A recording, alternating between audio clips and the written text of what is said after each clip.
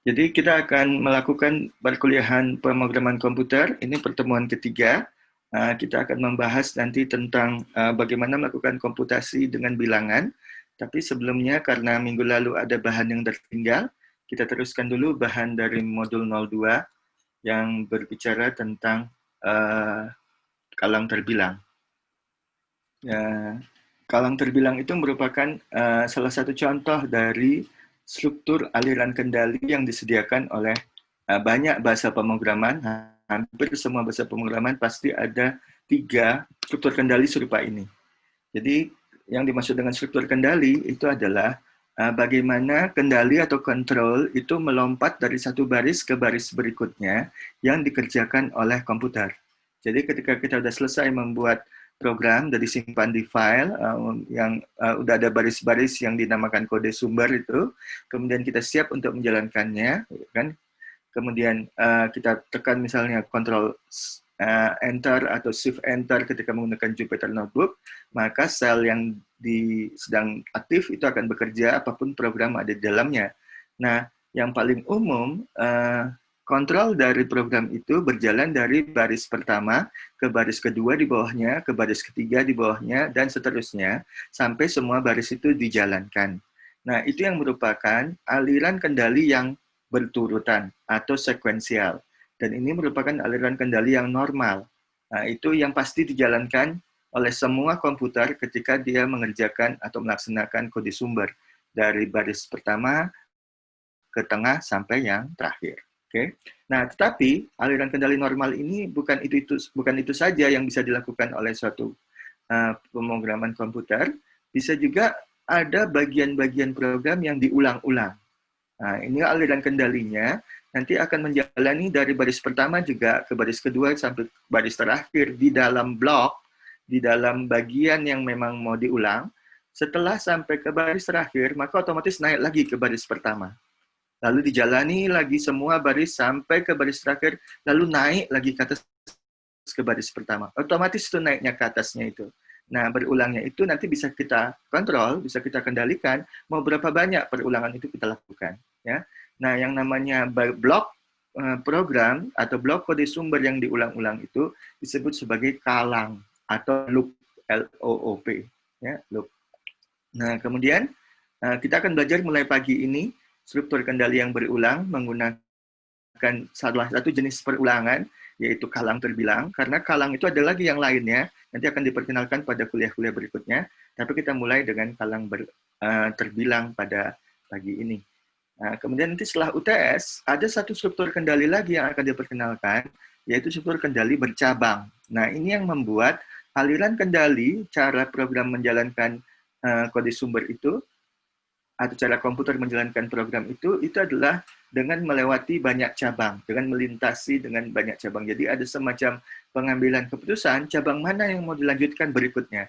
Apakah cabang yang kiri atau cabang yang kanan. Nah, ini membuat komputer seakan-akan cerdas, seakan-akan pintar gitu bisa mengambil keputusan. Kalau yang berulang ini membuat komputer itu seakan-akan bisa mengerjakan suatu pekerjaan berulang kali tanpa bosan, tanpa mengeluh, tanpa protes, gitu ya. Jadi kedua-duanya ini menunjukkan keampuhan dari komputer. Gitu. Kalau yang aliran kendali berturutan ini normal aja, kan? Karena memang harusnya kita berharap kalau kita mempunyai serangkaian baris program, harusnya dijalani dari baris pertama sampai baris terakhir. Lurus begitu aja ya. Kita lihatlah kalang terbilang seperti ini. Jadi kalang terbilang dalam bahasa Inggrisnya counted loops. Loops tadi yang artinya adalah kalang, merupakan bagian program yang dapat dijalankan berulang kali sebanyak perulangan tertentu. Nah, sebelum kalang dijalankan, bahasa pemrograman Python sudah mengetahui berapa banyak cacah ini adalah berapa banyak perulangan atau iterasi yang harus dilakukan. Jadi nama lain perulangan adalah iterasi. Nah, kalang terbilang memiliki dua bagian pada definisinya, ada bagian kepala atau head dan bagian badan atau body. Nah, ini dia bentuk umumnya. Ini adalah bagian head, oke. Jadi diakhiri dengan tanda titik dua. Lalu ada bagian badan yang ditulis secara menjorok. Jadi ada indentasinya, ya. Kemudian pada bagian kepala ada dua kata kunci yaitu for dan in. Nah, di antara for dan in ini, ada suatu variabel yang udah kita kenal dari sejak minggu-minggu lalu, tapi di sini dinamakan sebagai indeks skalang. Nah, indeks skalang ini akan berisikan nilai, kan variabel untuk menyimpan nilai, toh, akan berisikan nilai yang diambil dari bagian deret. Nah, bagian deret ini merupakan sekumpulan nilai yang nanti satu persatu diberikan kepada si indeks skalang. Nah, setiap kali indeks skalang mendapat satu nilai dari deret, maka badan ini akan dikerjakan sekali. Jadi kalau di dalam deret ini ada 10 nilai, maka 10 kalilah indeks skalang ini akan berubah isinya. Nah, mula-mula dia diambil dari nilai yang pertama, nilai yang kedua, sampai nilai yang ke-10. Nah, setiap kali indeks skalang mendapat nilai baru, maka bagian badan ini dikerjakan sekali lagi. Jadi kalau ada 10 nilai di dalam deret, 10 kali variabel indeks skalang itu berubah nilainya, maka bagian badan ini juga akan dijalankan 10 kali. Jadi dengan demikian, ini merupakan suatu kalang, suatu loop yang terbilang, yang udah tahu kita sejak awal berapa kali nanti perulangannya itu akan dilakukan. Jadi counted loops. Ya. Oke, kita lihat contohnya. Nah ini, Anda lihat ada kata kunci for, lalu ada i sebagai indeks skalang, lalu ada in kata kunci lagi. Kemudian ini adalah deretnya. Nah, deret dalam bahasa Python juga memiliki berbagai macam gitu. Ini salah satu macamnya, namanya list, L-I-S-T. Nah, mengapa dia disebut list? Karena dia berupa sekumpulan bilangan yang dipisahkan oleh koma, lalu dibatasi oleh tanda kurung siku buka dan kurung siku tutup. Nah, itu the ciri dari list. List itu pokoknya deretan objek, nah, nggak mesti bilangan ya, nanti akan saya lihatkan juga contohkan, tidak mesti bilangan, jadi deretan objek, dipisahkan oleh tanda koma dan dibatasi oleh kurung siku. Oke. Nah, kemudian gimana kerjanya? Ini bisa diterjemahkan dalam bahasa Indonesia semacam begini. Sepanjang atau selama i mendapatkan nilai dari deret ini, maka kerjakanlah bagian badannya. Oleh karena itu, pertama kali i akan mendapat nilai 0. Lalu dikerjakan bagian badan yang kebetulan hanya satu baris, yakni memprint nilai I. Jadi mencetak nilai I tersebut. Maka keluarlah nilai 0.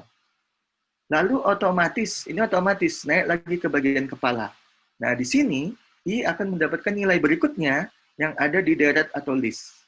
Berarti ambil nilai 1. Lalu masuk ke bagian badan. Print I, keluarlah 1 ini. Berikutnya, naik lagi otomatis ke bagian kepala.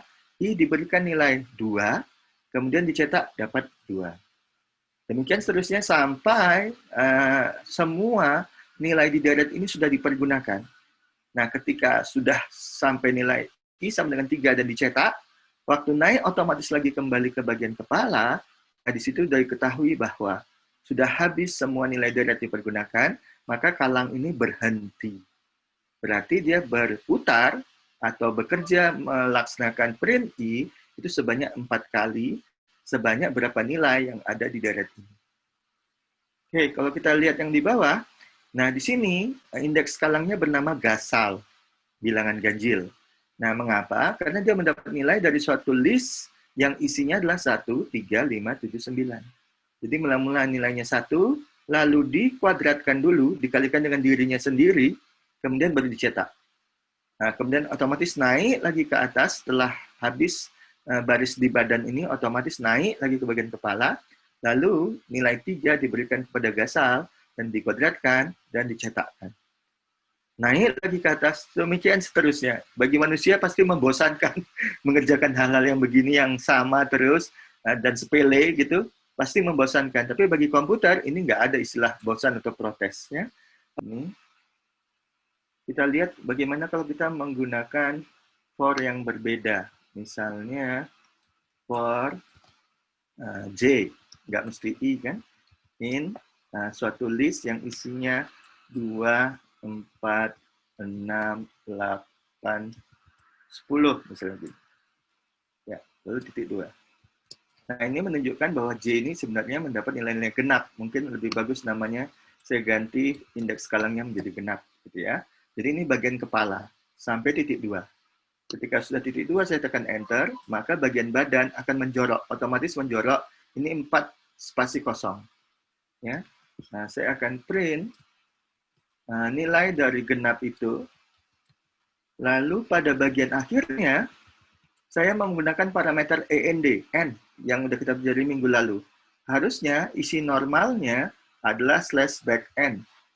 Ini isi normalnya, isi defaultnya, ya. Nah, dan kadang-kadang lebih sering ini disembunyikan. Nah, kalau saya ganti ini menjadi 2 spasi kosong, seperti demikian, maka perintah print ini akan berujung bukan pada baris baru. Akibatnya, perintah print berikutnya tidak akan ditulis pada baris baru, tetapi pada baris yang sama. Dan diakhiri dengan 2 spasi kosong. Coba kita buktikan. Yang di sini baru saya print, misalnya genap kali genap. Oh, jangan. Langsung aja. Nah, begini. Ini operasi asterisk yang melekat ini artinya pangkat 3. Jadi saya mau mendapatkan bilangan genap di pangkat 3. Nah, setelah ditampilkan dulu nilai genap itu sendiri, dan kemudian diakhiri dengan 2 spasi kosong, lalu lanjut pada baris yang sama, ditampilkan nilai genap ketika sudah di pangkat 3. Oke, coba kita lihat. Nah, kalau sudah selesai semua body ini, yang kebetulan cuma 2 baris, nah, saya bisa tekan Enter lagi, maka akan langsung dikerjakan. Jadi Anda lihat nih, mula-mula diambil nilai 2, masuk ke genap, lalu ditampilkan nilai genap oleh print ini, tapi kemudian di penghujungnya bukan baris baru, bukan /backend, bukan new line, tetapi 2 spasi kosong. Nah, ini 2 spasi kosongnya. Lalu lanjutkan dengan print ini di baris yang sama, karena tadi nggak ketemu new line di print sebelumnya. Kemudian genap pangkat 3. 2 pangkat 3, 8. Lalu otomatis naik ke atas. Otomatis tuh diambil nilai 4 untuk genap. Ditampilkan 4, ditampilkan 2 spasi kosong, dan kemudian 4 pangkat 3, 64. Demikian seterusnya sampai yang terakhir 10. Kemudian ditampilkan 10, 2 spasi kosong, 10 pangkat 3, 1000. Ya, jadi kita bisa bikin serupa ini. Contoh yang lain, misalnya saya akan mengganti dengan list yang bukan bilangan. Saya mau menuliskan demikian, jadi ada string apple, salah, kemudian rambutan, lalu pisang. Oke, nah ini merupakan suatu list yang isinya adalah 4 string dipisahkan oleh tanda koma, dan setiap string itu isinya buah-buahan kebetulan. Oke, nah, makanya nanti akan saya berikan ke indeks skalang variabel buah ini, lalu saya bikin bagian bodinya, saya print buah kesukaanku. Terus adalah misalnya koma, lalu ada string yang kedua pada parameter print ini, tapi berupa variabel indeks skalang. Ya, indeks skalangnya nanti akan berisikan mula-mula apel, lalu salak, lalu rambutan, lalu pisang. Nah, coba kita lihat. Nah, tidak ada baris berikutnya di bagian body, cuma 1 baris. Nah, ini dia. Buah kesukaanku adalah itu diulang-ulang terus, karena ini string tetap, literal, gitu. Kemudian buah ini variabel atau indeks skalang yang diganti-ganti dengan apel, salak, rambutan, pisang. Nah, ini contoh berikutnya, kita akan lihat ternyata pada bagian deret tidak mesti menggunakan list yang tadi anggotanya secara eksplisit ditampilkan, dipisahkan dengan koma. Dibatasi dengan 2 kurung siku, sepasang kurung siku. Nah, di sini kita menggunakan fungsi range. Fungsi range ini dapat memberikan deretan nilai sesuai dengan apa yang ada di parameternya. Nah, di parameter ini sekarang ada 1 angka, yaitu 4. 4 itu berarti akan diterjemahkan semua range ini menjadi list bilangan mulai dari 0 menuju ke 4, tapi tidak termasuk 4 itu sendiri, dan lompat satu-satu. Jadi 0, 1, 2, 3, tapi tidak 4 itu sendiri. Sehingga ketika diberikan kepada I dan dicetak pada bagian badan, keluarlah 0, 1, 2, 3. Tapi bagian deretnya tidak ditulis secara eksplisit seperti yang sebelumnya. Ini eksplisit ini langsung gamblang kelihatan bahwa isi dari listnya 0, 1, 2, 3. Nah, kalau di sini range ini nanti akan menghasilkan list serupa itu. Ya. Jadi maka keluarnya sama juga. Lalu range tidak hanya bisa menerima satu parameter, bisa juga 3 parameter serupa ini. Dan bahkan juga bisa 2 parameter. Maka kita lihat dulu sifat dari range ini. Kalau saya perintah range, satu parameter seperti tadi, misalnya saya ganti 5, gini, saya tekan enter. Nah, keluarnya range 0 sampai 5.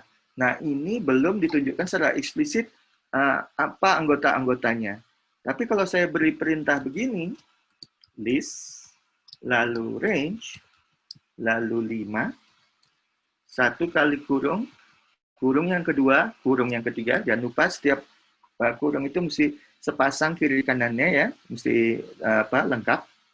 Nah, di sini range 5 ini baru bisa ditampilkan sebagai list, bisa dituliskan sebagai list anggota-anggotanya, kemudian baru ditampilkan dengan print. Ya, kalau cuma range ini di print, keluarnya cuma begini. Nah, belum melihatkan secara eksplisit bagian-bagiannya atau anggota-anggotanya. Kalau ini bisa, nah sebagai berikut. Jadi Anda lihat range dengan parameter 1 bernilai 5, itu keluarnya adalah diawali dengan 0, lompatnya 1, 1, menuju ke 5, tapi tidak termasuk 5 itu sendiri. Jadi 5 sebagai batas atas nggak ikut ketika range ini dijalankan. Oke, bagaimana kalau tadi 2? 2 parameternya. Ini tadi contohnya diterjemahkannya sebagai 2 parameter mulai dari 0 menuju 5 tidak termasuk 5. Udah, kita udah paham itu. Tapi kalau begini, dari 3 sampai 11. Oke, satu lagi. Nah, udah. Jadi ini ada parameter kedua, yaitu 3. Kemudian parameter yang kayak tadi adalah 11. Jadi ini namanya batas atas, yang ini batas bawah. Ini kerjanya adalah menghasilkan list deretan nilai mulai dari 3, parameter yang pertama, lompat 1-1, sampai menuju ke batas atas, tapi tidak termasuk 11 itu sendiri. Jadi cuma berhenti sampai 10. Ya. Jadi dengan demikian, kalau kita menggunakan 2 parameter, berarti parameter pertama batas bawah, parameter kedua itu batas atas. Kalau kita hanya menggunakan 1 parameter, maka otomatis batas bawahnya 0, otomatis ini batas bawahnya 0, lalu batas atasnya ya 5 tadi. Nah, tidak termasuk 5 itu sendiri ketika dijadikan list. Oke, bagaimana kalau 3 parameter dari range-nya? Kita panggil range sekarang dengan 3. Nah, 3, 11, 2. Kebanyakan. Oke. Nah, Anda lihat sekarang, pasti parameter yang pertama itu batas bawah. Parameter yang kedua itu batas atas. Nah, parameter yang ketiga ini lompatan. Nah, maka dimulai dari 3, melompat 2, melompat 2, melompat 2, harusnya setelah 9 ini adalah 11, kan lompat 2, tapi 11 kan batas atas, dan itu tidak diikutkan. Maka keluarnya sebagai demikian. Dengan demikian, Anda tahulah bagaimana kerja range ini. Kalau kita pergunakan di sini, dalam satu kalang for, range 1, 10, 2, berarti dimulai dari 1, lompatnya 22, menuju ke 10. Nah, itu dimasukkan ke indeks kalang Gasal. Setiap kali di bagian body, dikuadratkan dulu, baru dicetakkan. Maka kita telusuri, berarti ini 1 mula-mula, kemudian dikuadratkan, dapatnya 1. Kemudian diambil lompat 2, jadi 3, diberikan kepada Gasal, dikuadratkan, jadi 9. Lalu 5, nah ini mirip seperti list yang sebelumnya.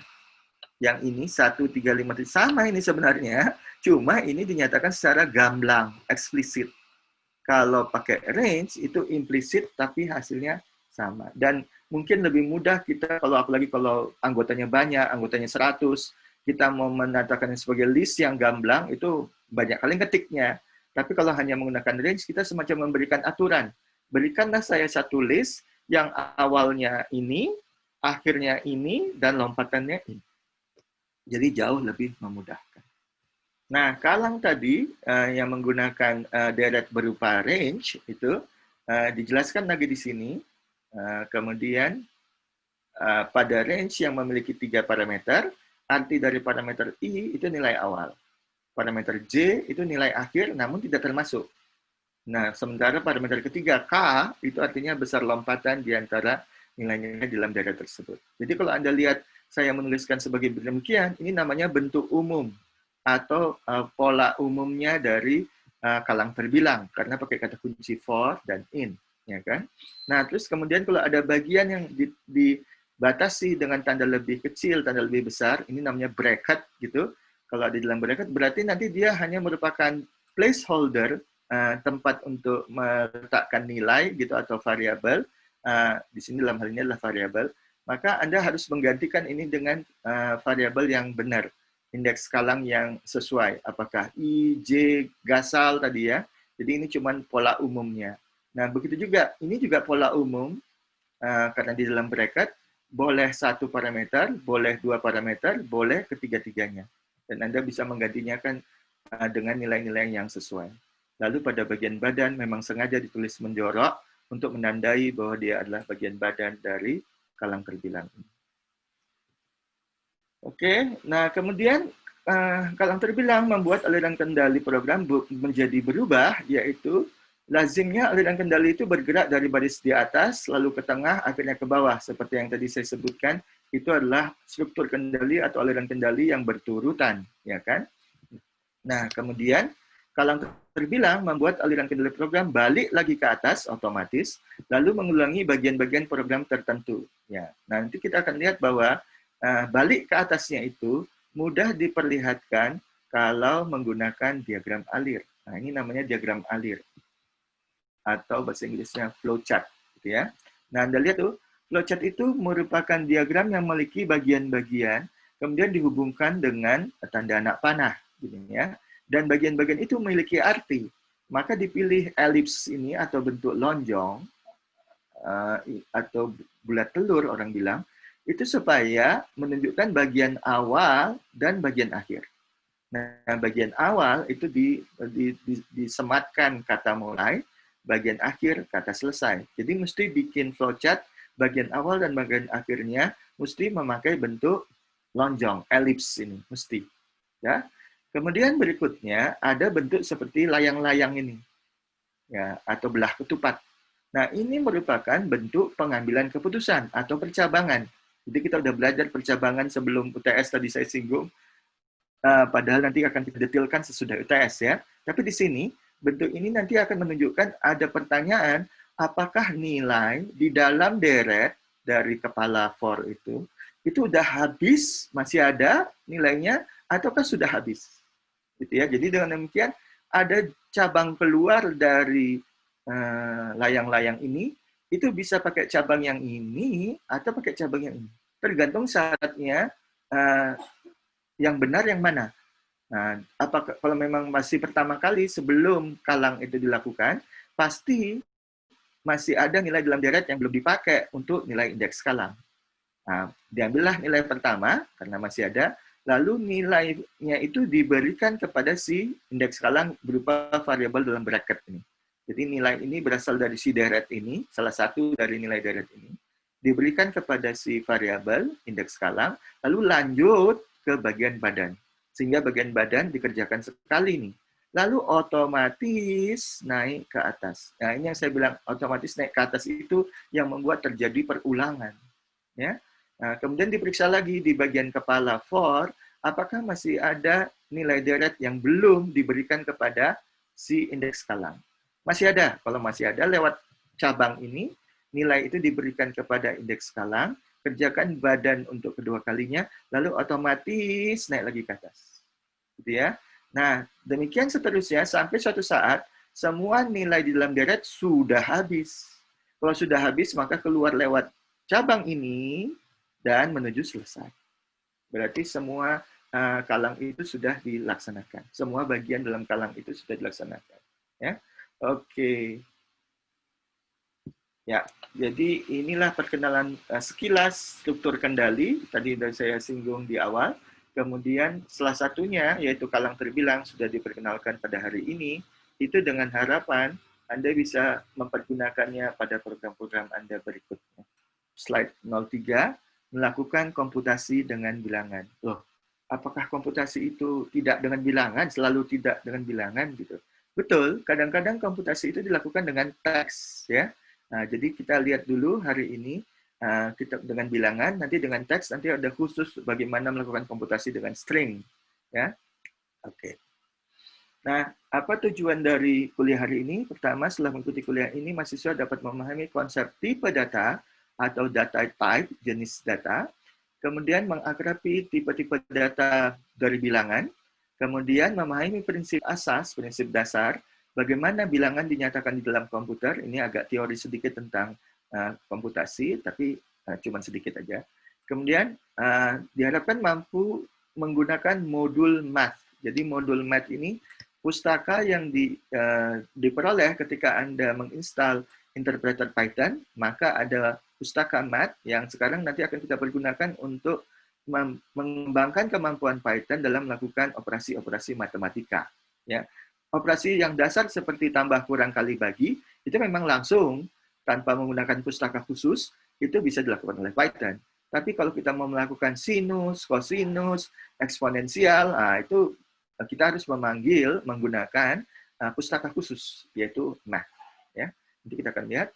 Lalu kita akan belajar tentang akumulator. Nah, ini merupakan suatu pola dalam pembuatan ekspresi atau pembuatan persamaan yang nanti akan kita pergunakan berulang kali. Ya. Dan terakhir, diharapkan mahasiswa mampu membaca dan menulis program yang melakukan komputasi data. Oke, data yang kita akan pergunakan terus dalam kelas ini maupun nanti di praktikum, itu merupakan informasi yang disimpan di memori komputer dan kemudian diolah oleh CPU. Ya.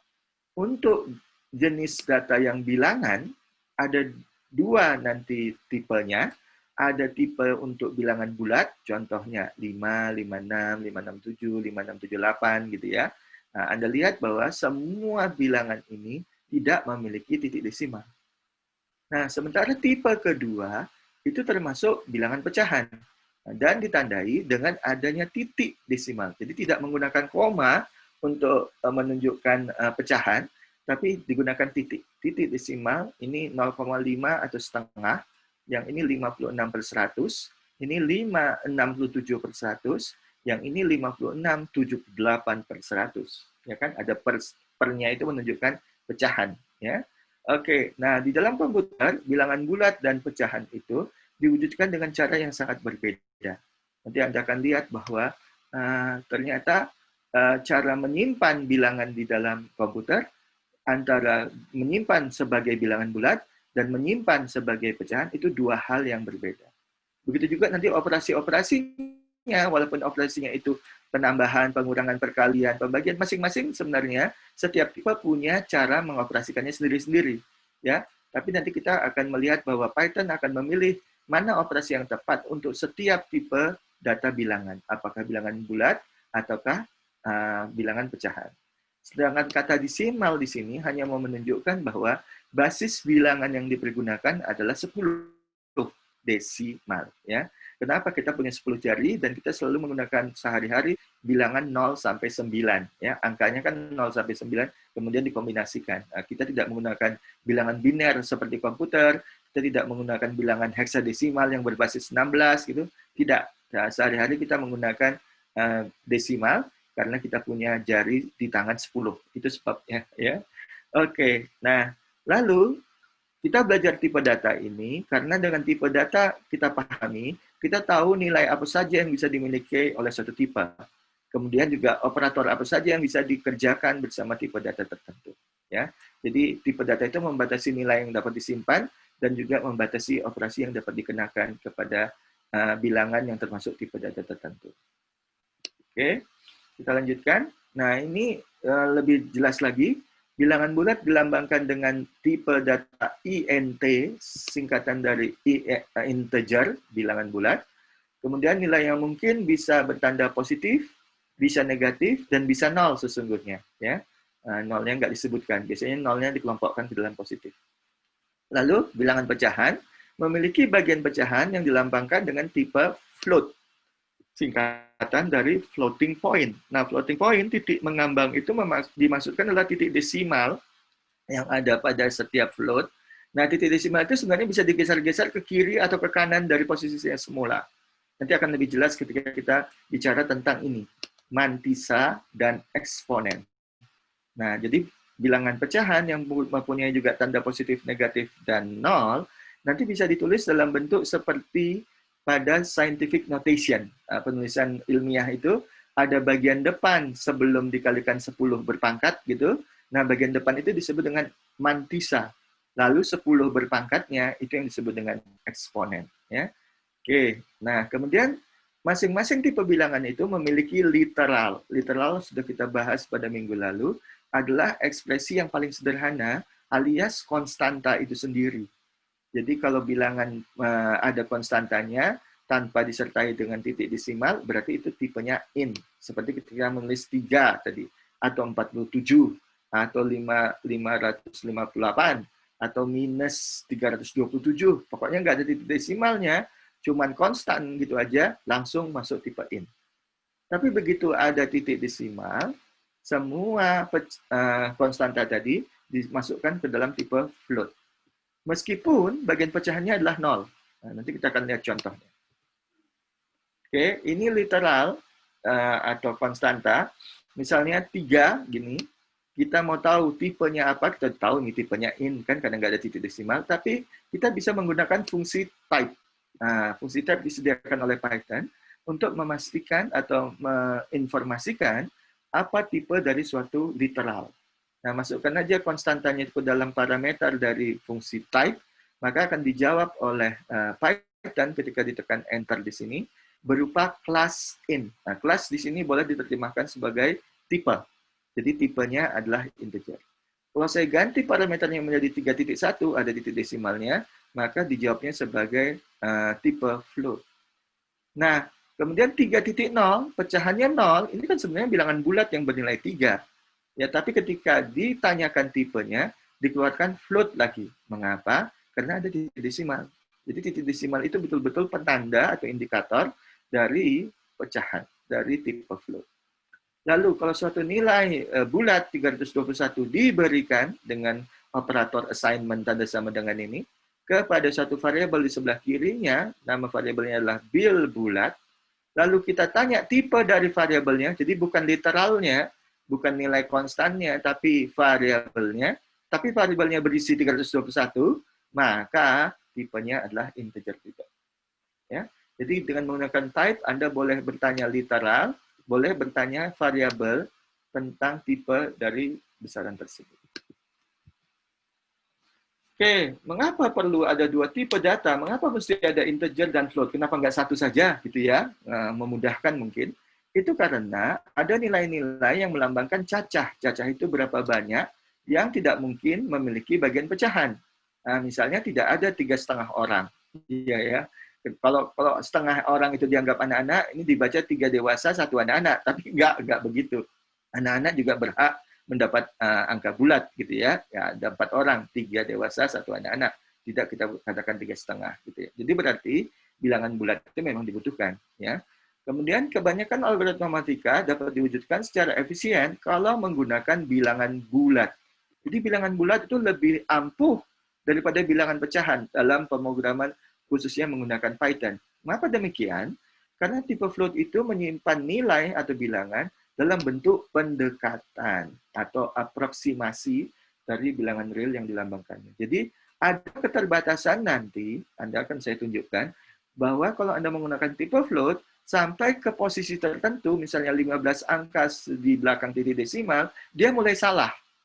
Komputer mulai menyimpannya itu secara salah. Gitu. Kenapa? Karena dia udah mau sampai ke batas, dan dia membulatkan bagian akhir itu, dan pembulatannya salah. Gitu ya. Nah, itu menunjukkan memang tipe float itu punya keterbatasan dalam akurasi. Tapi tidak pada bilangan bulat. Nanti akan saya tunjukkan mengapa bisa bilangan bulat itu tanpa batas dalam menunjukkan secara akurat nilai bulat yang besar. Oke? Karena ada keterbatasan pada ketepatan yang dinyatakan dengan tipe float, maka usahakanlah menggunakan tipe in untuk semua perhitungan Anda. Diusahakan. Tapi dengan demikian, apakah tipe float tidak ada gunanya sama sekali? Bukan begitu. Kalau Anda hanya menggunakan nilai-nilai dalam kehidupan sehari-hari yang tidak terlalu besar, dalam artian seperti berapa jauh rumah Anda dari sekolah, kemudian Anda mau menghitung fisika mekanika Newton, gitu ya, kemudian Anda mau menghitung berhubungan sama reaksi kimia, gitu, atau menghitung populasi biologi, gitu, itu masih bisa digunakan float yang sudah disediakan oleh Python. Cuma kalau Anda udah mulai bicara tentang jarak astronomis, jumlah bintang di dalam suatu klaster, kemudian usia meluruhnya suatu zat radioaktif, atau ukuran kecil dari virus COVID-19, gitu misalnya. Nah, itu baru Anda menggunakan angka yang sangat besar sekali, atau sangat kecil sekali, nanti baru tipe float kelihatan batasnya. Nah, makanya kalau boleh, digunakan tipe in di situ, karena tipe in disediakan oleh Python tanpa batas dalam keakuratannya. Oke, kita lihat nanti. Nah, tipe data suatu nilai atau variabel juga menentukan operasi apa yang bisa dikerjakan dengan tipe tersebut. Nah, masing-masing tipe data in dan float untuk bilangan sesungguhnya punya operasi sendiri-sendiri. Jadi plus ini, operasi addition penambahan, itu beda sebenarnya secara internal di dalam komputer, bagaimana melakukannya dengan integer dan bagaimana melakukannya dengan float. Dua hal yang berbeda. Namun, Python nanti yang akan memilihkan operasi yang tepat untuk masing-masing tipe data berdasarkan tipe dari operan yang terlibat. Operan itu adalah objek yang mau dioperasikan, gitu ya. Nah, kalau kita mau melakukan operasi penambahan, kita perlu dua objek, bilangan yang pertama dan bilangan yang kedua. Itu yang disebut dengan operan. Nah, kalau kebetulan nanti operannya itu berupa dua-duanya bilangan bulat, maka dipilihkan oleh Python operator plusnya itu khusus untuk penambahan bilangan bulat. Tapi kalau salah satu saja dari operannya itu ternyata berupa float, gitu, atau dua-duanya float, maka nanti akan dipilihkan oleh Python operasi penambahan yang tepat, gitu ya. Tapi kita nggak perlu ikut campur. Nanti Python otomatis akan melakukannya dengan sendirinya. Nah, ini beberapa operator yang sudah disediakan secara dasar oleh Python. Ini kita sudah tahu tambah, kurang, kali. Ini kali ya untuk asterisk. Lalu bagi, garis miring atau garing. Kemudian pemangkatan dua asterisk yang berdekatan. Kemudian ada satu fungsi ABS, absolute. Nah, ini memberikan nilai mutlak dari parameter yang disisipkan di antara kurungnya. Kemudian ini yang mulai membedakan antara pembagian yang pakai satu garing dengan dua garing. Yang pembagian dengan satu garing itu adalah pembagian pecahan. Kalau dengan dua garing itu pembagian bulat. Nah, kita lihat nanti bagaimana bedanya. Kemudian ada lagi satu lagi dilambangkan dengan persen untuk menghasilkan sisa bagi atau modulo. Ya. Oke. Nah, kita lihat nih. Seharusnya operasi pada bilangan yang bertipe in nanti hasilnya juga in. Kalau operasinya itu pada bilangan bertipe float, nanti hasilnya juga float. Nah, gampang kayaknya untuk menentukan tipe hasil dari operasi. Nah, tapi kalau nanti kombinasi, ada operasi pada in dan float, nah gimana hasilnya? Nah, kita lihat aja contohnya. Khususnya nanti untuk pembagian ada perbedaan yang mencolok. Mula-mula 3 tambah 4. Nah, 3 kan bilangan bulat, ini in. 4 juga bilangan bulat. Maka operator tambah ini adalah bilangan bulat nih, operasi yang bilangan bulat. Dapatnya juga bilangan bulat 7. Ya. Karena ini bulat, maka hasilnya bulat. Kalau float bilangan pertamanya ditambahkan dengan float bilangan kedua, maka hasilnya juga float.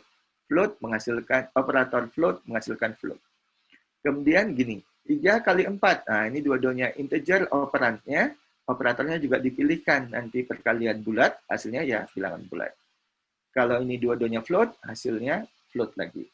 Nah, kalau pemangkatan, dua-duanya integer, hasilnya juga integer. Kenapa saya tahu integer? Karena nggak ada titik desimalnya. Gampang banget sesungguhnya. Dan kemudian ketika dipangkat 3, ini udah mulai kombinasi. Yang ini float, pangkatnya adalah integer. Nah, ketika dikombinasikan, ternyata dapatnya adalah float. Ya, jadi dalam hal ini dipilih float supaya nanti ada tidak terjadi kehilangan informasi. Nanti akan dijelaskan lebih jauh. Kemudian penggunaan fungsi absolut harga mutlak dari 5 bilangan bulat, maka hasilnya juga bulat.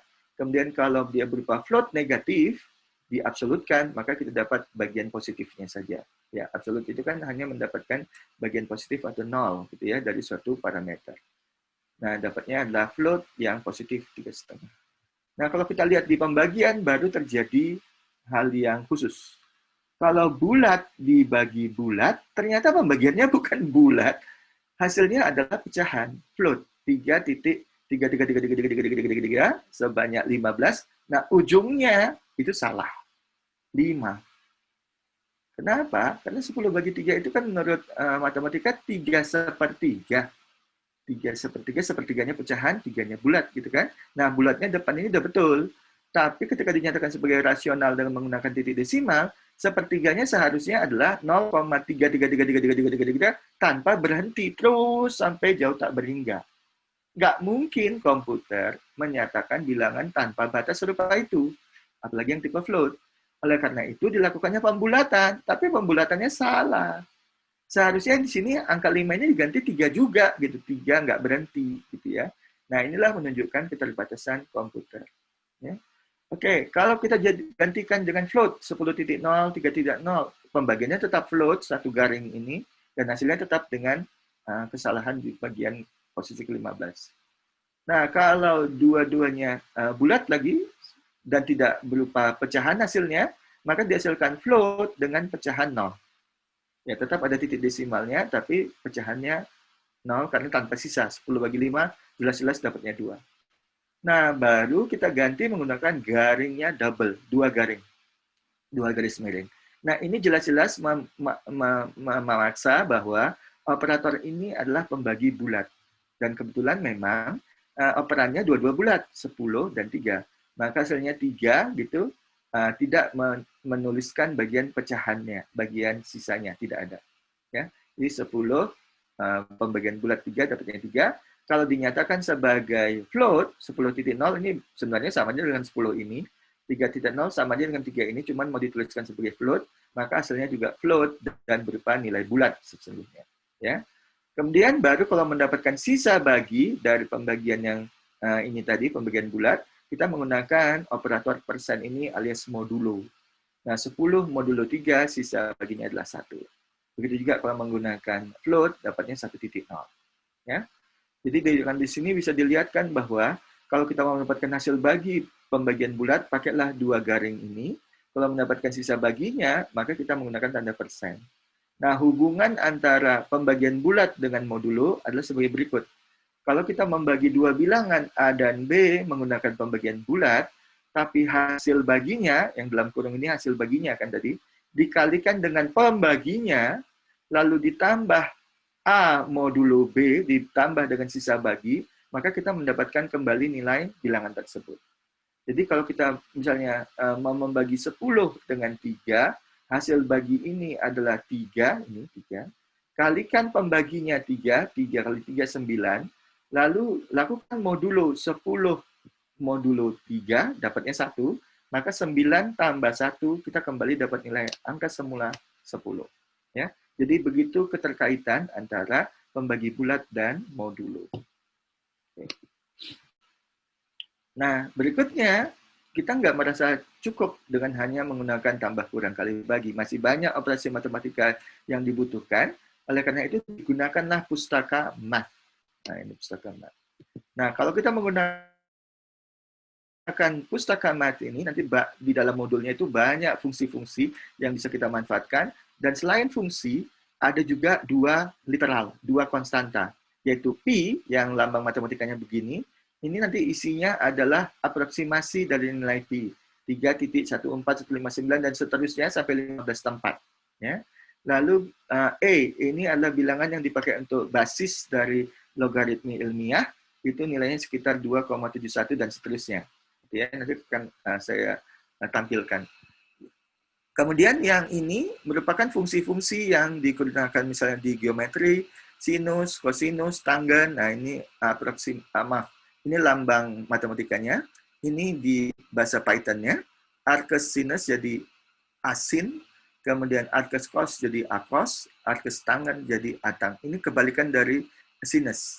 Asin itu seperti sinus sebenarnya. Acos itu seperti cosinus ya. Kemudian untuk log, hati-hati. Kalau log itu tulisannya LOG, tapi ternyata dalam matematikanya adalah natural logarithm. Ya. yang berbasiskan E tadi. Ya, jadi ln kita bilang waktu pelajaran matematika. Nah, log yang berbasis 10 itu kita tuliskan sebagai log 10. Nah, di sini tuliskan sebagai superscript. Log 10 dari 100 adalah 2. Kenapa? Karena 10 pangkat 2 adalah 100. Nah, itu kan, itu maksudnya log-log itu kebalikan dari pemangkatan. Nah, eksponensial sendiri dilambangkan dengan E pangkat X pada matematika. Di sini menjadi EXP, kemudian parameternya X. Ya. Lalu ada dua pembulatan yang bawah ini dipergunakan biasanya dalam bidang ekonomi. Seal itu membulatkan ke atas, karena seal singkatan dari ceiling, langit-langit. Lalu floor itu membulatkan ke bawah.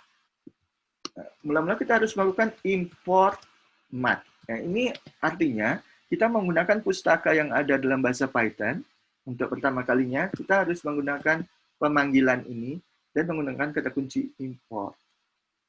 Ya, kemudian baru kita bisa memanfaatkannya untuk memanggil misalnya tadi literal P.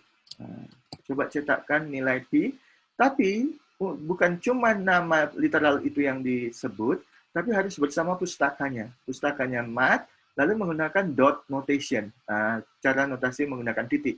Pustaka, titik, nama fungsi atau nama konstanta yang mau ditampilkan. Nah, ini dia keluarnya. 3.14159 dan seterusnya sampai 15 tempat di belakang titik desimal. Kalau yang itu, literal E, gitu, maka ditampilkannya 2,718 dan seterusnya.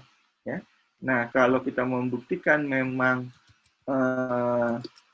ln dari E itu, ln dan E saling berkebalikan, nah saya bisa panggil math log, itu untuk ln, kemudian math lagi, saya ambil literal E. Nah, ini sama dengan ln E. Ln E itu harus dapatnya 1. Ya. Oke, kemudian yang lainnya tadi log 10. Log 10 ini. Kemudian misalnya kita masukkan nilai 1000, nah, maka harusnya dapatnya adalah 3. Ya, 3-nya dalam peta pecahan ya. Jadi walaupun nilainya bulat, tapi dituliskan sebagai float. Gitu ya. Terus yang tadi soal ceiling dan floor, misalnya math ceiling. Nah, ini akan membulatkan suatu pecahan. Misalnya pecahannya adalah 35,2. Nah, kalau digunakan pembulatan yang wajar, 35,2, itu harusnya jadinya 35, kan? Karena apa? Karena 2-nya kan masih di bawah 0,5. Nah, jadi dibulatkan ke bawah seharusnya.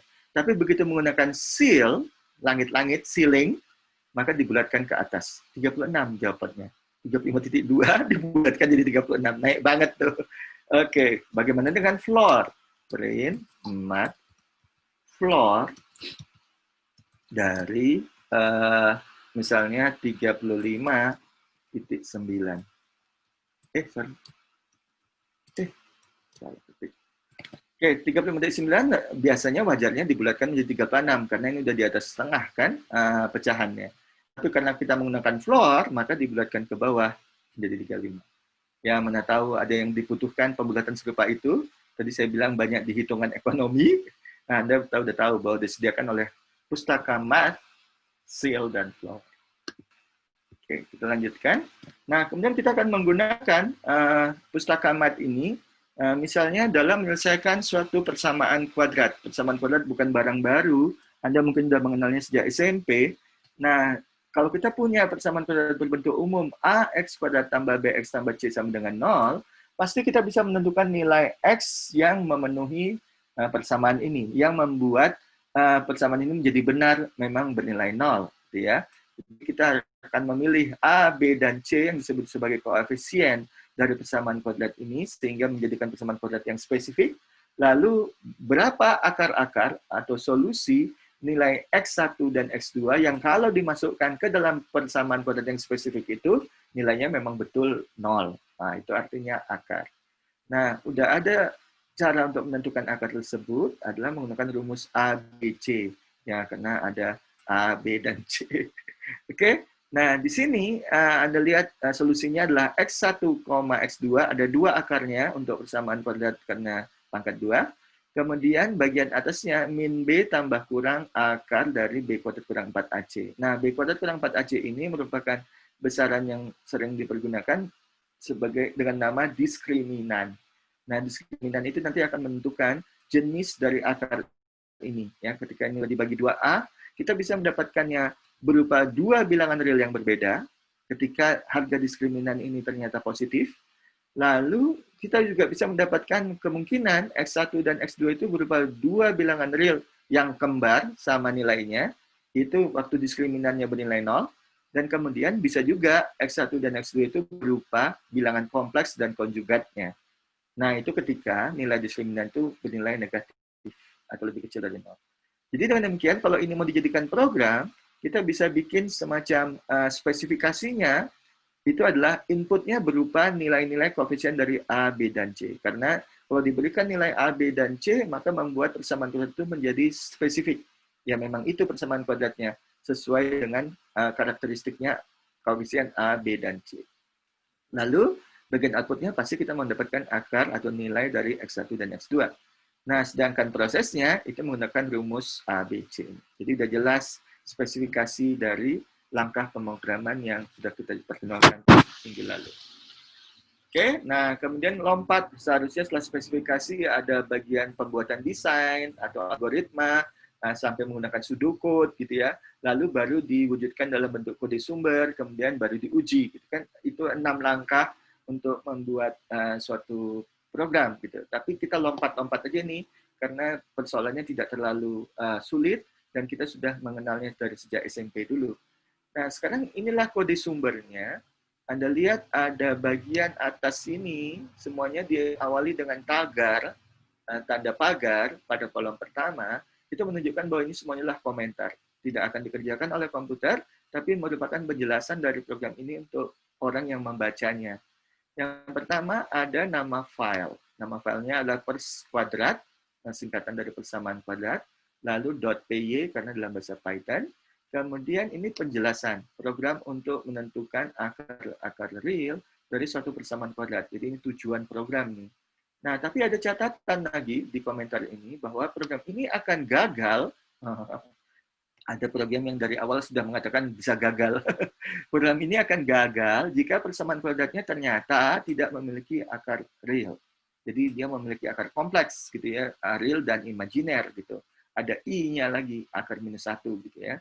Nah, ternyata itu tidak bisa dijalankan atau dilaksanakan dengan menggunakan program ini. Oke, nah kemudian baru baris pertama kita akan menggunakan pustaka math, maka diimport math di sini di baris pertama dalam kode sumber ini. Kemudian kita bikin definisi fungsi main. Mengapa? Karena fungsi main itu merupakan selalu fungsi yang ada pada program dan selalu dijalankan yang pertama kali, fungsi yang akan dijalankan pertama kali, ya. Nah, nanti untuk menjalankannya di sini, kita harus panggil namanya, buka kurung tutup kurung, sedangkan definisinya di atas dari tempat pemanggilan ini. Nah, di dalamnya kita mulai melihat ada suatu program yang user-friendly. User-friendly itu artinya memperhatikan pengguna, supaya program itu tidak terlalu sulit ketika dipergunakan oleh orang awam, pengguna yang tidak programmer, gitu ya. Maka pertama-tama diawali dengan judul program, yaitu program untuk menghitung akar real dari, nah ini baris pertama, persamaan kuadrat berbentuk AX caping 2 tambah BX tambah C sama dengan 0. Jadi kita nggak bisa bikin angka 2 ini naik ke atas sebagai superscript, maka digantikan dengan caping ini. Itu sudah merupakan konvensi, itu merupakan operasi pangkat. Ya. Lalu ada garis yang menunjukkan perbatasan selesai judul itu, dan diakhiri dengan slash backend. Nah, slash backend itu merupakan karakter new line yang sudah kita pelajari sebelumnya. Itu akan membuat satu baris kosong pada bagian output. Nanti akan kita lihat. Lalu, barulah kita masuk ke bagian input. Nah, input ini menanyakan koefisien A, B, dan C, kemudian diterima dari keyboard berupa string, lalu dikonversi dengan perintah float, supaya menjadi bilangan pecahan, baru kemudian dengan operator assignment diberikan kepada variabel A, B, dan C. Nama variabelnya cukup menggunakan satu huruf, karena dia mewakili koefisien A, B, dan C. Oke. Nah, kemudian baru kita masuk ke bagian proses. Ini bagian proses yang berbaris ini. Yang pertama dihitung dulu besaran yang namanya B kuadrat kurang 4AC disimpankan ke variabel diskriminan. Ya kan, memang itu diskriminan tuh. B kuadrat kurang 4AC nanti di bawah dari akar pangkat 2. Hati-hati nulisnya mesti pakai 4AC itu mesti ada kalinya di sini. Kalau 4AC saja nanti dianggap sebagai variabel dan salah sebagai variabel karena namanya diawali dengan angka 4 kan. Jadi jangan lupa tanda kalinya. Ya, kalau di matematika itu sudah tersirat, di komputer, di pemrograman komputer Anda harus menulisnya secara tersurat, ya, eksplisit. Lalu baru kita masuk ke rumus ABC, tambah kurangnya dibagi menjadi dua persamaan. Persamaan pertama untuk menghasilkan akar 1 atau X1, persamaan kedua untuk menghasilkan akar 2. Nah, di sini baru kita menggunakan pustaka math. Ini pustaka math yang dipakai adalah fungsi SQRT, alias square root, alias akar pangkat 2. Dan operannya adalah diskriminan yang sudah dihitung sebelumnya tadi. Nah, kemudian ditambahkan dengan minus B, kemudian dibagi 2A. Yang sedang di bawah ini, minus B dikurangkan dengan akar pangkat 2 ini, dari diskriminan, lalu dibagi 2A. Nah, baru bagian akhir dari definisi main, itu adalah menampilkan hasil X1 dan X2. Ya, lagi-lagi kita pakai baris baru di sini. Ini ada baris baru di awal, slash backend, sama seperti slash backend ini, sama-sama hanya untuk menghasilkan baris kosong. Nah, ini saya jalankan. Ctrl Enter. Oke. Ya, ini salah satu kelemahan dari Jupyter Notebook, itu adalah kalau kita menggunakan judul, ini judul kan, lalu diikuti dengan perintah input, waktu tampilan pertamanya, kemungkinan judulnya itu jadi di bawah, bukan di atas, seperti keinginan kita di sini. Ini kan harusnya berjalan sekuensial, judul dulu baru input kan, tapi pada penjalanan pertama, ini biasanya pertama aja nih, kemudian terjadi kesalahan, inputnya didahulukan daripada judulnya. Tapi begitu saya masukkan input, nanti judul ini akan ke posisi yang seharusnya. Jadi nggak usah khawatir. Saya ketikkan 1, enter, judulnya naik ke atas. Jadi cuma kesalahan sedikit. Nah, itu memang kelemahan Jupyter Notebook. Lalu kalau saya berikan misalnya nilainya minus 7, terus C-nya harusnya 12. Nah, oke, dapatnya adalah seperti berikut. Jadi ini contoh akar persamaan kuadrat 4 dan 3 ini, bilangan real 2 berbeda. Ini ketika diskriminannya itu adalah positif atau lebih besar dari 0. Minus 7 dikuadratkan, B kuadrat itu adalah 49. Lalu 4AC, 4 kali 1 kali 12 itu 48. 49 kurang 48, 1 positif. Berarti diskriminannya positif. Kemudian nanti dioperasikan di dalam akar pangkat 2 ini, diperolehlah yang pertama 4 dan yang kedua 3. Jadi ini kasus pertama dari penyelesaian persamaan kuadrat yang diskriminannya positif. Oke, kalau kita lanjut lagi, bagaimana menimbulkan akar kembar misalnya. Ini 1, kemudian minus 10, kemudian 25. Nah, ini kita bisa menghasilkan dua bilangan real yang sama nilainya atau akar kembar. Ya, karena diskriminannya 100 minus 10 kuadrat dikurang 4 kali 1 kali 25, 100 kurang 100, 0. Ya, itu sudah benar, dapatnya ini seperti demikian. Jadi ini semuanya akar real, baik yang berbeda maupun yang kembar. Program ini masih berhasil mengerjakannya tanpa kesalahan. Nah, tapi kalau saya berikan begini, Ctrl Enter, kemudian 1, 2, 3, maka akan menimbulkan kesalahan. Ya. Dan kesalahannya jenisnya adalah value error dengan penjelasan math domain error, kesalahan pada ruang lingkup matematika. Jadi persoalan matematika yang menyebabkan timbul kesalahan. Nah, tapi di mana sebenarnya letak kesalahannya? Mari kita lihat pada baris yang di atas ini, baris-baris di atas ini. Nah, kita lihat bahwa ada nomor baris. Ini nomor baris nih sebenarnya. Kalau semua kode sumber diberi nomor, maka nomornya harusnya seperti demikian. Letak dari main ini adalah pada baris ke-25. Jadi mulai kesalahannya ketika menjalankan fungsi main. Padahal main cuma satu-satunya, ya pastilah kesalahannya di dalam fungsi yang satu-satunya itu, gitu ya. Kemudian di dalam main, ditunjukkan dengan lebih rinci lagi pada baris ke-18. Disitulah timbul kesalahan. Nah, kalau kita lihat 17 nggak salah, berarti diskriminan bisa dihitung. B kuadrat kurang 4AC itu gampang. Nggak ada salah di situ. Tapi kalau kita lihat di baris ke-18, di mana sih salahnya? Kayaknya 2 kali A nggak mungkin salah. Perkalian masa bisa menimbulkan kesalahan. Nah, tadi 2 kali A, A-nya 1. Dapatnya 2 kali 1, 2. Nggak masalah itu. Min B, itu juga nggak masalah. Gitu. Tapi ketika diskriminan B kuadrat kurang 4AC, 4 dikurangi 12 alias minus 8, maka di dalam parameter ini bernilai negatif. Dan ketika dibaca manual tentang fungsi square root dari pustaka mat, ketahuan bahwa fungsi square root itu tidak boleh menerima parameter negatif. Nah, jadi minus 8 nilai diskriminan sekarang itulah yang menimbulkan kesalahan karena keterbatasan dari fungsi square root yang disediakan oleh pustaka mat. Nah, maka akhirnya Anda tahu itulah penyebab kesalahannya. Dan nggak bisa dilanjutkan ke baris 19 dan 20, cuman berhenti di sini aja. Nggak ada berikutannya, ya, karena ada kesalahan ini.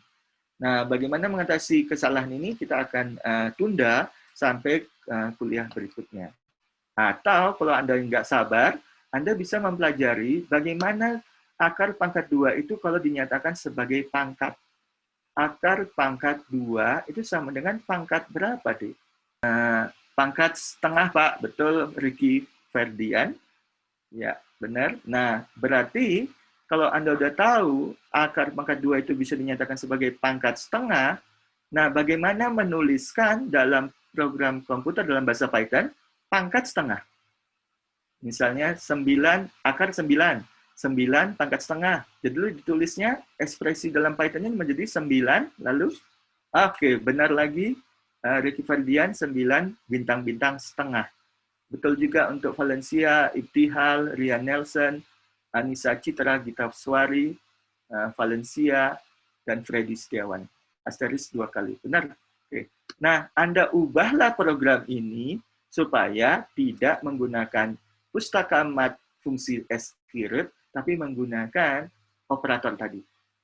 Nah, harusnya Anda bisa menyelesaikan untuk jenis yang diskriminannya negatif. Nah, saya tinggal aja bagi yang mau melakukannya. Ya, bagi yang mau melakukannya bakal dapat bonus, gitu kira-kira. Yang nggak melakukannya ya dengar aja atau lihat aja. Oke, kita lanjutkan.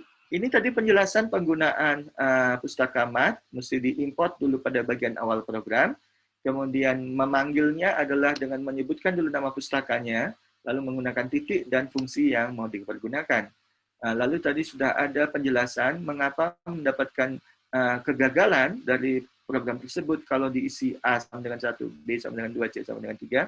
Dan kemudian sudah ada jawaban dari Anda, apakah alternatif operator bisa menggantikan mat.sqrt. Nah, jadi saya tidak perlu menunggu kuliah berikutnya, Anda sudah bisa menjelaskannya dengan sendirinya. Oke, bagus.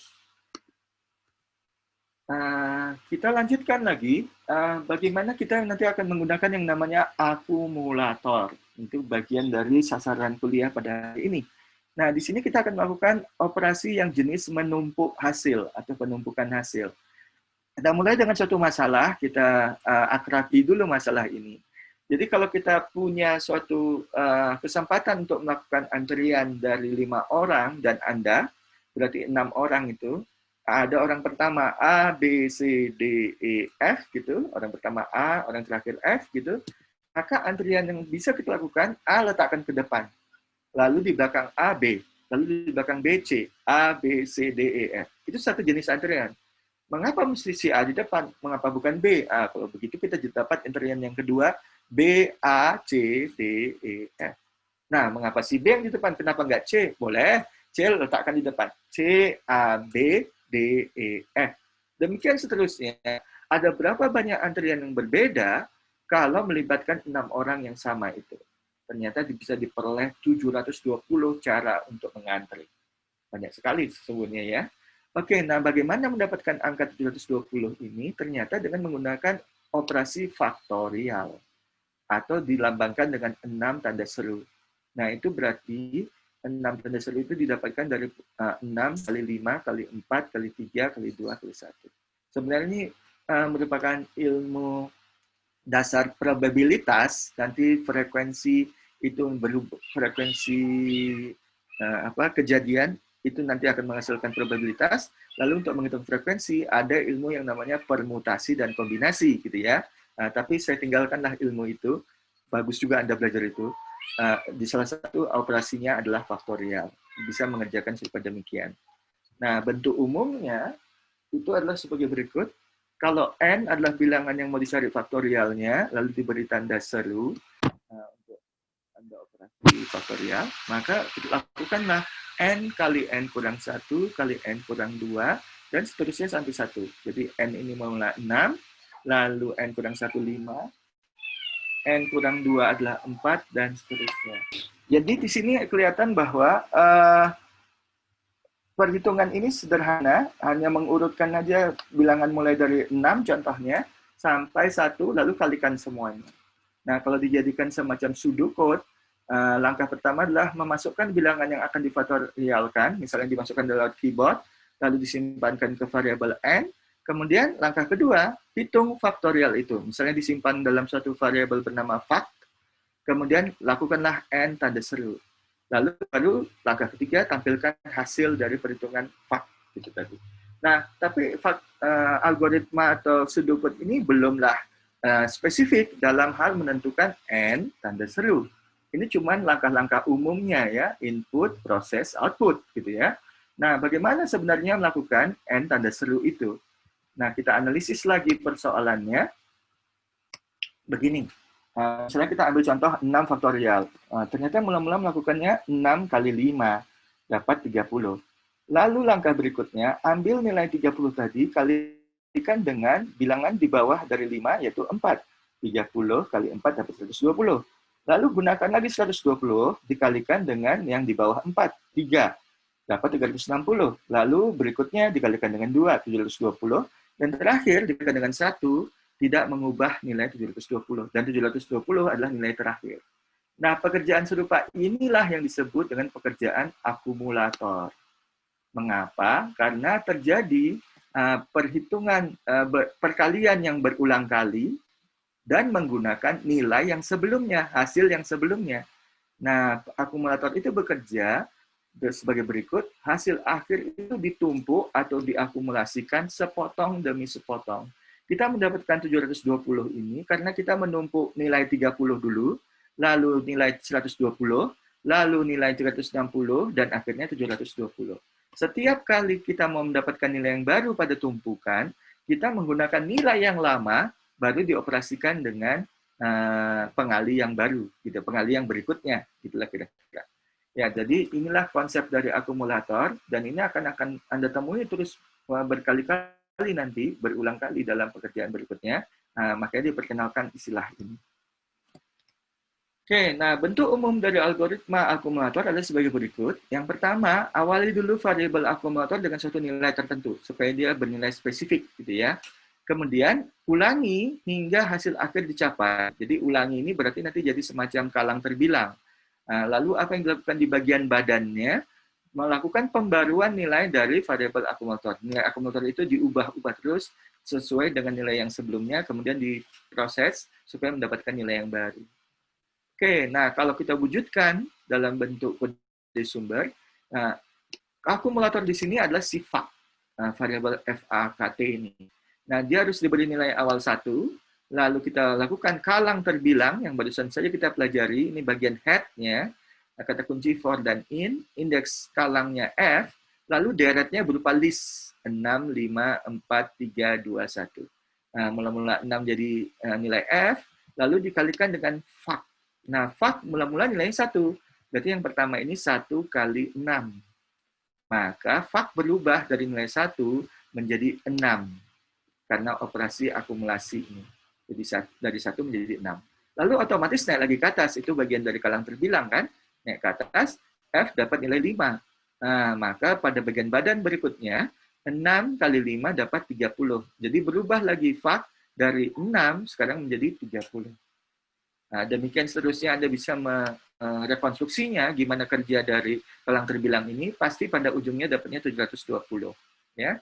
Nah, di sini disebutkan bahwa untuk mendapatkan nilai VAK yang baru harus dipakai nilai VAK yang sebelumnya, kemudian nilai VAK harus bernilai pasti pada bagian awalnya, maka diberikan nilai 1. Nah, kalau tidak ada baris ini, maka tidak akan bisa terjadi akumulator ini. Nah, Anda bisa membuktikannya pada pertanyaan yang bagian ini. Ya. Oke. Nah, kemudian mengapa mesti deretnya itu turun, decreasing satu-satu gini, 6, 5, 4, 3. Itu karena tadi definisi dari 6 faktorial ya, karena 6, 5, 4, dan menuju 1. Karena definisi ini kita menggunakan bentuk kode sumbernya, bentuk kalang terbilangnya, juga turun ke bawah, gitu ya. Turun ke bawah seperti ini. Nah, tapi karena perkalian itu bersifat komutatif dan asosiatif, artinya boleh dibolak-balik letak dari operannya, 6 kali 5 sama aja dengan 5 kali 6, gitu dapatnya 30 juga. Maka kita boleh juga menulisnya secara increasing order, jadi dalam urutan yang menaik gitu. Nah, dan nilai 1 itu kita jadikan nilai awal untuk VAK, gitu. Jadi nggak usah kita masukkan di dalam di dalam deretnya, dan dikalikan dengan 1 memang nggak berubah kan nilai itu. Jadi disendirikan aja sebagai nilai awal, lalu tidak dimasukkan di dalam bagian dari deret, mulainya dari 2, 3, 4, 5, 6. Ya, oke. Nah, dengan demikian kita bisa mendapatkan nilai 720 tadi. Tapi mengapa menggunakan list? Panjang kali nanti, kalau misalnya kita mau cari 100 faktorial, masa mesti menulis dari 2 sampai 100 gitu, maka gunakanlah range. Fungsi range berarti kita harus memulai dari 2, ini 2 yang ini, tapi jangan berhenti di 6. Nanti 6-nya nggak terikut, maka mesti memberikan batas atasnya 7, supaya nilai 6 ini terikut. Gitu ya. Jadi ini Anda bisa lihat, terjemahan list ini itu menjadi range 2,7. Oke, lompatnya satu-satu, ya kan? Nggak perlu ditulis parameter ketiga dari range. Oke, nah ini pertanyaannya, mengapa batasnya dipilih nilai 7? Tadi sudah saya jawab. Nah, beginilah program yang bisa terjadi. Sebentar. Ini saya kembalikan dulu yang versi lama. Nah, ini. Anda bisa lihat ini bagian judul, dan bisa ngerti ini sudah dijelaskan. Maka saya langsung aja menjalankan. Oke, lagi-lagi kelemahan Jupyter Notebook tadi, biarkan aja. Jadi 6 faktorial, hanya untuk konfirmasi, betul, 720. Dapat hasilnya. Ya, oke. Nah, hati-hati ya, perintah print ini tidak termasuk di dalam bagian body dari for. Ya, yang bagian bodinya cuma satu baris, bagian badannya cuma satu baris, tidak termasuk si print.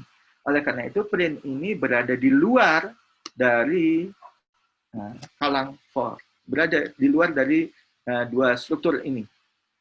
Nah, supaya dia menunjukkan dia berada di luar, maka dia menjoroknya dihilangkan. Nah, ini kan ada menjoroknya. Nah, kalau menjoroknya itu dihilangkan, kembali ke kolom pertama, berarti sudah di luar dari bagian dari for. Ya, itu hati-hati. Oke, nah berikutnya, kalau ini kita jalankan, dan kita mau coba 10 faktorial, kalau 6 tadi 720, 10 itu langsung naik, jadi 3.628.800. Oh, bagaimana kalau 50 faktorial? Lebih besar lagi, saya nggak bisa membacanya. Bagaimana kalau 100 faktorial? Oh, sampai 2 baris. Nah, dan bagian akhirnya banyak nol-nolnya. Nah, apakah bilangan ini tepat? Apakah ini benar? Oke, kalau Anda membuktikan menggunakan kalkulator, ya harus Anda cari kalkulator yang punya kemampuan sampai menampilkan 100 faktorial. Nah, persoalannya tidak mesti semua kalkulator atau komputer bisa melakukan hal ini. Dan ini merupakan kelebihan Python nih. Oke, saya akan analisis dulu. Jadi dari tadi kita menggunakan 100 faktorial diperoleh inti bilangan ini. Oke. Nah, dalam bahasa Python ini kita membuktikan apakah ada batas terhadap nilai negatif atau nilai positif dari tipe data in. Ini kan semuanya in, tidak ada titik desimal. Nah, apakah ini benar? Nah, tentang bilangan bulat seharusnya itu tidak berhingga. Ini di dalam apa? Di dalam matematika idealnya dari minus tidak berhingga sampai positif tidak berhingga gitu kan. Tidak berhingga itu berapapun. Nah, sesuai dengan imajinasi kita. Nah, kemudian apakah betul rentang tipe data in itu bisa menghasilkan bilangan dari minus tak berhingga sampai positif tak berhingga? Nah, kita akan analisis sebagai berikut. Rentang tipe data, apakah bilangan pecahan atau bilangan bulat, itu sebenarnya tergantung kepada CPU yang dipergunakan di komputer itu. Dan berapa banyak bit yang bisa diakomodir di dalam CPU tersebut.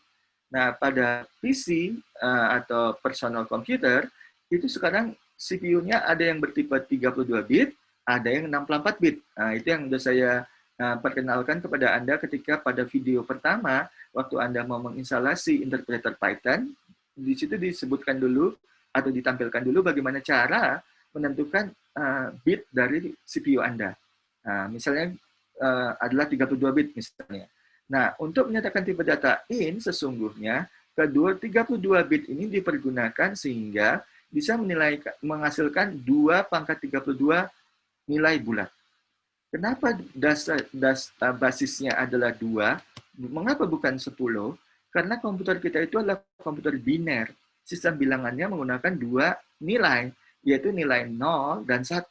Nilai 0 nanti dinyatakan dengan tegangan 0 volt, nilai 1 dinyatakan tegangan 5 volt. Jadi kalau Anda menggunakan probe untuk melihat elektronika dari komputer Anda hanya mendapatkan nilai 0 volt atau nilai 5 volt. Tidak ada nilai yang lainnya.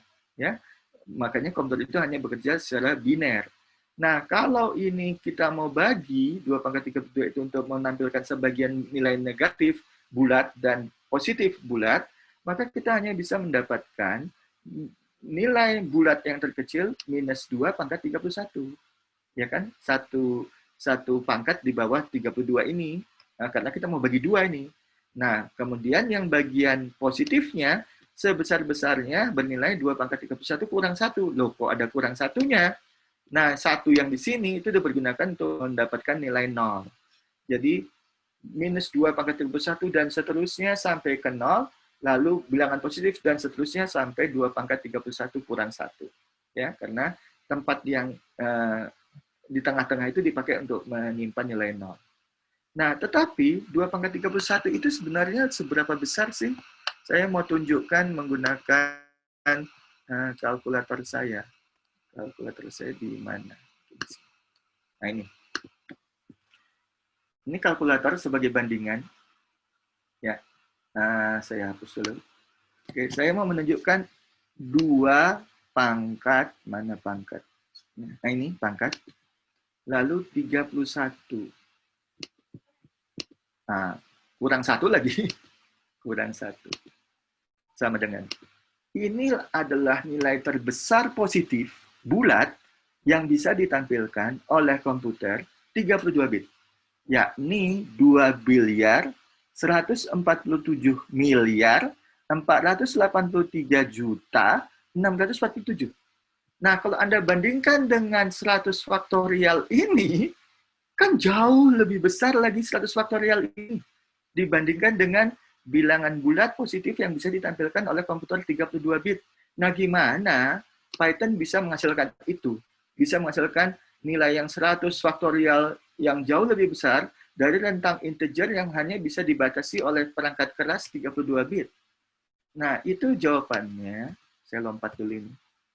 Karena ketika menyatakan tipe in, itu dia menggunakan expanding in. Python menggunakan expanding in. Artinya, kalau bagian memori yang tadi 32 bit itu tidak berhasil menampilkan secara akurat suatu nilai, misalnya 100 faktorial, maka Python akan mengambil memori berikutnya, 32 tepat lagi, untuk menampilkan 100 faktorial tadi.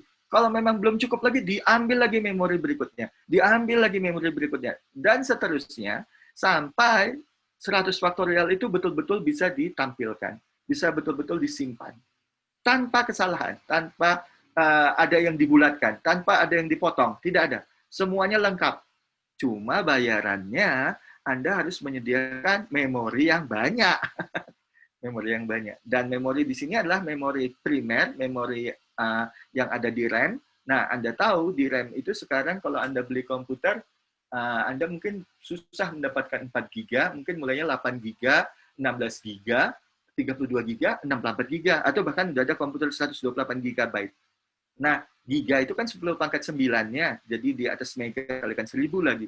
Berarti memang banyak tempat yang tersedia di memori Anda, tapi memori itu bukan hanya dipakai untuk menghitung, bisa juga untuk menonton video, bisa sambil dengar musik, bisa sambil ngetik dokumen gitu ya. Jadi dibagi-bagi alokasi dari RAM memori di komputer Anda. Cuma ketika melakukan perhitungan bilangan dengan Python ini, itu tetap bisa dialokasikan, diambil dari RAM Anda, supaya bisa menghasilkan expanding ins. Jadi bilangan bulat yang terus bisa berkembang. Kalau nggak sampai ke batas akhir dari nilai yang mau ditampilkan, tambah lagi memorinya. Ambil lagi memori dari tempat lain, dipakai untuk menampilkan bilangan bulat ini.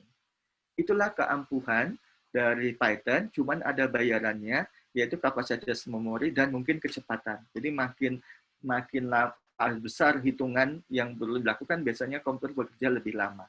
Tapi nggak kelihatan tadi ya, waktu kita melakukan 100 faktorial nggak kelihatan. Langsung muncul aja, saya ulangi lagi. Mungkin nggak puas kita dengan 100 faktorial, coba 1000 faktorial. Bisa nggak 1000 faktorial? Masih bisa. Langsung muncul. Dan belakangnya 0,000. Ini gimana buktikan itu benar? Ya carilah kalkulator atau bahasa komputer yang lain yang bisa menampilkan 1000 faktorial. Lalu bandingkan. Gitu ya. Tapi saya yakin kalau Anda menggunakan C, menggunakan C++, belum tentu bisa diwujudkan serupa ini. Ya, ini kelebihan Python. Nah, mungkin bahasa yang baru seperti Julia, itu bisa menampilkan ini.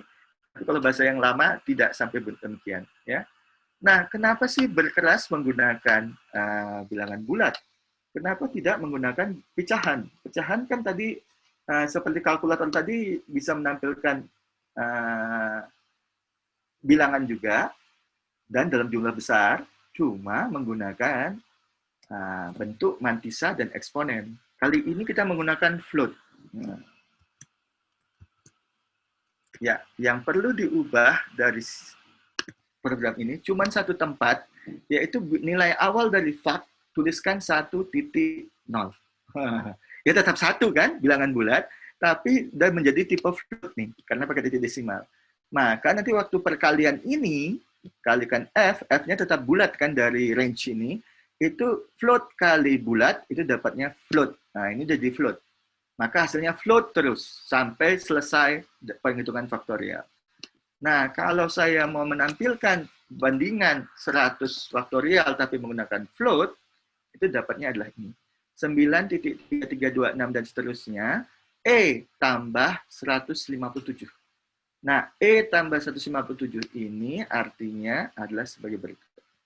Nah, E.157 itu artinya kalikan 10 pangkat 157. Yang bagian ini. Itu dinyatakan sebagai E tambah. Jadi bukan E si natural logarithm tadi, bukan E yang 2.71 dan tadi, bukan. Ini lain lagi. E plus ini artinya kali 10 pangkat. Pangkatnya yang diambil yang bagian belakang ini. 157. Nah, bagian depan inilah yang dinamakan mantisa. Scientific notation. Ya. Nah, mantisanya Anda lihat, memiliki 15 angka di belakang titik desimal. Nah, bahkan kita curiga tempat ke-15 ini betul 8 atau hasil pembulatan ini. Oke. Nah, ini menunjukkan bahwa cuman ada 15 tempat yang kita betul-betul yakin benar di belakang titik desimal. 10 pangkat 157 itu kan artinya ada angka 1, lalu diikuti sebelah kanannya 157 0. 157 0. Itu 10 pangkat 157. Padahal dari mantisa kita tahu cuman 15 tempat yang akurat. Berarti 00 itu pun nggak semuanya akurat. Cuman 15 yang pertama aja yang akurat. 1 ditambah 0-nya 15. Berarti yang sisa 0 yang lainnya itu sebenarnya salah. Ya kan? Ada 142 angka, 157 kurang 15, yang sebenarnya hilang keakuratannya. Karena mantisanya saja cuma bisa menunjukkan 15 tempat. Berarti 10 pangkat 157 itu kan nggak bisa dipercaya semuanya, kecuali 15 tempat pertamanya. Nah, gitu. Jadi dengan demikian betul-betul tipe float itu hanya aproksimasi, hanya pendekatan, bukan akurat, tidak akurat. Makanya kita tidak selalu bisa mempercayainya, khususnya dalam merepresentasikan bilangan besar seperti ini. Kalau bilangan yang sedang-sedang di order 1.000.000 itu masih benar, di order 10 juta masih benar. Tapi kalau udah ordernya 10 pangkat 157 baru kelihatan kesalahannya. Nah, oleh karena itu, kalau Anda mau mengerjakan faktorial untuk bilangan besar, pakailah tipe data in. Karena dalam bahasa Python punya kemampuan untuk expanding in study. Ya. Nah, ini topik terakhir dari kuliah hari ini, yaitu ketika kita melakukan penggabungan campuran tipe data pada suatu ekspresi, itu bagaimana Python mengerjakannya. Contohnya seperti ini. Ada 5, ini jelas-jelas integer. Ada 2.0, ini jelas-jelas float. Lalu dioperasikan plus. Nah, ini apakah dalam pekerjaannya 5 diubah dulu menjadi float, lalu float tambah float, dipakai penambahan float, gitu ya, ataukah 2.0 ini jadikan integer, jadi 2 saja, ditanggalkan titik nolnya, maka ini menjadi penambahan 2 integer, hasilnya integer, gitu ya. Jadi ada 2 kemungkinannya, apakah digunakan diubah menjadi tipe float lalu dilakukan penambahan, ataukah float diubah menjadi in lalu baru dilakukan penambahan. Hasil yang pertama itu adalah float karena float tambah float, hasil yang kedua itu adalah integer, integer tambah integer. Nah, yang mana yang benar? Nah, ada beberapa kelebihan kalau kita menggunakan in diubah menjadi float. Jadi ini 5.0 dengan 2.0, itu kan tetap informasinya 5.0 itu 5. 2.0 itu kan tetap 2, hasilnya 7.0 kan tetap 7. Jadi tidak ada informasi yang hilang. Dan pekerjaan komputer hanya menambahkan titik 0 pada setiap integer sebelum melakukan penambahan. Berarti dalam hal ini nggak ada yang rugi. Tapi kalau kita memaksa float menjadi integer, kebetulan ini pecahannya 0, jadi nggak ada informasi yang hilang. Tapi kalau ini misalnya 2.5, nah 2.5 dijadikan integer, hilanglah bagian titik 0 ini, maka menjadi 2, 5 tambah 2, 7. Harusnya 7,5 kan? Nah, itu berarti kalau kita menggunakan pendekatan kedua, setiap tipe float diubah menjadi integer, ada kemungkinan informasi yang hilang. Jadi dalam hal ini, kalau ekspresinya berupa campuran tipe, Python secara otomatis akan mengubah integer 5 ini menjadi float. Dipilih pendekatan pertama, yaitu setiap integer diubah menjadi float, lalu dilakukan operasi dalam float, nah hasilnya tidak ada informasi yang hilang. Nah, kecuali tadi kalau kita menggunakan bilangan float yang besar tadi ya, baru keakurasian menjadi masalah. Ya, tapi ini dalam hal yang umum, yang biasa saja. Oke, kita lanjutkan. Nah, ini beberapa contoh dalam melakukan pengubahan tipe ketika ada campuran tipe pada suatu ekspresi, maka dilakukan yang namanya explicit typing. Ya. Nah, ini bisa kita lakukan secara sendiri atau yang implicit typing yang tadi itu dilakukan oleh Python. Ini tadi 5 menjadi 5.0 baru dijumlahkan, itu implicit typing, pengubahan tipe secara tersembunyi. Gitu. Diam-diam dilakukan oleh si Python gitu. Dan hasilnya tidak ada yang salah. Dalam hal ini tidak ada informasi yang hilang. Tapi kalau kita nggak puas, kita bisa melakukan explicit typing, yaitu kita paksa supaya kita bisa membuat suatu bilangan berubah tipenya. Nah, kita bisa menggunakan tipe itu sendiri, tapi sekarang menjadi fungsi built-in yang mengubah menjadi bulat, menjadi pecahan, atau pembulatan round. Tadi round belum disinggung kan? Tadi udah ada ceiling, udah ada floor. Nah, di mana roundnya? Sekarang round bisa kita bahas di sini tanpa membutuhkan pustaka math. Jadi round itu tidak dalam pustaka math, tetapi sudah langsung ada pada Python yang dasar. Jadi contohnya di sini ada literal 4.5. Nah, berarti ini float. Kemudian kita mau paksa dia menjadi bilangan bulat, kasihlah fungsi in. Jadi bukan tipe di sini, tapi sebagai fungsi. Kebetulan aja namanya sama, int. Jadi int 4.5 menghasilkan bilangan bulat 4. 3.9 kalau diinteger jadi 3. Bukan dibulatkan, diambil bulatnya saja, ditanggalkan semua pecahannya, diambil bagian depannya saja. Nah, kalau ini berarti ada informasi yang hilang sebenarnya, 0.5 dan 0.9 lenyap. Lalu kalau float, integer berubah menjadi float menggunakan fungsi float, ini menjadi 4.0, 4,5, ya float dijadikan float ya tetap float. Kemudian kalau mula-mula suatu literal float 3.3 dijadikan integer, berarti menjadi 3, lalu baru di-floatkan, itu menjadi 3.0, tetap ada informasi yang hilang.